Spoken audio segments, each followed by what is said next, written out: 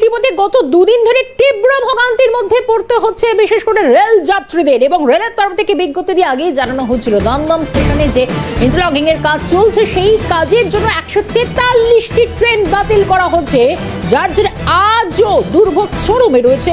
ইতিমধ্যে গতকালও সে যাত্রী হয়রানির এই ছবিটা নজরে এসে আজও বহু লোকাল ট্রেন আজকে বাতিল রয়েছে। যারা রাস্তায় বেরোচ্ছেন, যারা গন্তব্যে পৌঁছানোর চেষ্টা করছে তাদেরকে যথেষ্ট বেগ পেতে হচ্ছে।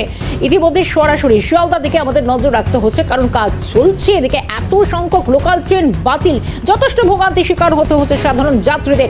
সরাসরি শিয়ালদা থেকে রয়েছেন আমাদের সঙ্গে আমাদের প্রতিনিধি অয়ন শর্মা। অয়ন, গত দুদিন ধরে চূড়ান্ত ভোগান্তির মুখে পড়তে হচ্ছে যাত্রীদের, ইন্টারলকিং এর কাজ চলছে।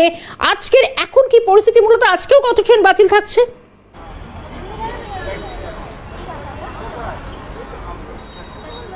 দেখো, তোমাকে জানিয়ে রাখি শর্মিষ্ঠা, ইতিমধ্যে শিয়ালদহ স্টেশনে আমি রয়েছি। শিয়ালদহ স্টেশনের তরফ থেকে বারংবার ঘোষণা করা হচ্ছে যে দমদম স্টেশনে ইন্টারলকিং এর কাজ চলছে, যার কারণে কিন্তু ট্রেন চলাচল ইতিমধ্যেই বন্ধ। দেখতে পাচ্ছ বহু যাত্রী যারা দূর দূরান্ত থেকে লাগেজ নিয়ে এসছেন তারা এভাবে ফিরে যাচ্ছেন। একটু কথা বলার চেষ্টা করি যে কতটা সমস্যা এইভাবে ট্রেন চলাচল যেভাবে যদি বন্ধ। আমরা এখন বাংলাদেশে যাবো, বাংলাদেশে যাইতে পারছি। দেখো, আমাদের সঙ্গে একেবারে বলা যায় বাংলাদেশের বাসিন্দারা তারা কিন্তু ইতিমধ্যে রয়েছেন, তারা কিন্তু যেতে পারছে না ভারত থেকে, তাদের দেশে ফিরতে পারছেন না এই ইন্টারলকিং এর সমস্যার জন্য। খুব কষ্ট হচ্ছে আমাদের। এখন আমরা বিপদে পড়ে এসেছি। এখন আমরা কিভাবে বনগাঁও যাবো, বনগাঁ থেকে আমরা শরীয়তপুর যাবো। বলা হচ্ছে রেলের তরফ থেকে ট্রেন স্টেশনের কাজ চলছে, কি জানি সমস্যা, এই সমস্যার কারণে কাজ চলছে, এই জন্য বন্ধ। এইভাবে একেবারে বলা যায় যে দেশে ফিরতে পারছে না, সমস্যার মতো তো চরম। জি চরম সমস্যায় ভুগতেছি। এখন আমরা কিভাবে যাব জানি না, এখন আল্লাহ জানে। আমরা তো এদিকে আসছিলাম, আমরা চিনি না, শুধু আমরা এই লাইনটা চিনি। এই ট্রেনে আমরা বনগাঁ যাবো, এখন বনগাঁ যাইতে পারছি না, এখন আমরা কোথায় যাবো আমরা জানি না। ঠিক অবস্থানে কিভাবে যাবেন, মানে শেষ পর্যন্ত এখন যাওয়া যাবে, বাসে যাওয়া যাবে।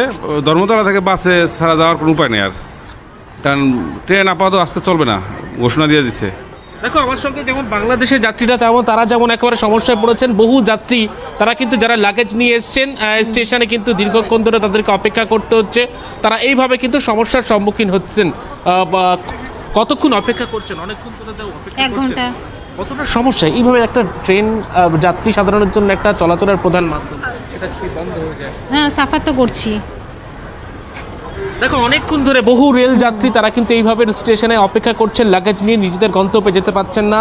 যারা এসছেন স্টেশনে তারা কিন্তু ফিরে যাচ্ছেন। মূলত হাসনাবাদ শাখার যে ট্রেনগুলি রয়েছে দমদম ক্যান্টনমেন্ট অবধি চলছে, এবং বাকি যে একেবারে ডানকুনি শাখার যে ট্রেন তার একেবারে দমদম স্টেশনে ঢোকার আগে সেই পর্যন্ত চলছে। দেখতে হচ্ছে একটা ছবি আমার চিত্র সাংবাদিক গোপাল সেন দেখাচ্ছেন, যদিও স্টেশনের মধ্যে ঢোকার কোনো নিয়ম নেই, সেখানে দেখতে পাচ্ছে বহু যাত্রী তারা লাগেজ নিয়ে অপেক্ষা করছেন যে কখন ট্রেন চলাচল স্বাভাবিক হবে। এইভাবে শিয়ালদহ ডানকুনি শাখা, শিয়ালদহ একেবারে মেন লাইন থেকে শুরু করে শিয়ালদহ হাসনাবাদ শাখা, প্রত্যেক শাখায় কিন্তু দমদম স্টেশনের আগে পর্যন্ত ট্রেন চলাচল করছে।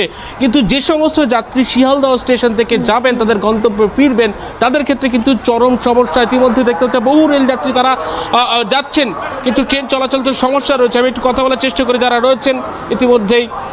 ট্রেন তো চলছে না, কতটা সমস্যায় পড়বেন? ট্রেন চলছে না, এখন জানানো হচ্ছে যে ট্রেন আপাতত বন্ধ। আমাদের যেতে লাগবে তো, কোচবিহার যাবো। কোচবিহার যাবেন? আমি দেখো এর মধ্যে কতটা সমস্যা এইভাবে ট্রেন চলাচল। সমস্যা বলতে কি, আমরা তো আজকে প্রথম আসলাম কলকাতায়, এখন আমরা ঠিক শরীরটা বলতে পারলাম না যে এখন হঠাৎ করে শুনলাম যে ট্রেন বন্ধ, তো একটা আশ্চর্য ব্যাপার। একটা কোথায় যাবেন? আমরা যাবো কোচবিহারে যাবো। দেখো, দূরপাল্লার যারা যাত্রীরা তারা কিন্তু এইভাবে স্টেশনে আসছেন। কোচবিহারের দুজন যাত্রীর সঙ্গে তারা কথা বলছিলাম, তারা কিন্তু জানাচ্ছেন যে তারা জানেন না যে কি করবেন এই পরিস্থিতিতে দাঁড়িয়ে, কিভাবে তাদের গন্তব্যে পৌঁছাবেন তা নিয়ে কিন্তু চরম সমস্যা কিন্তু চলছে।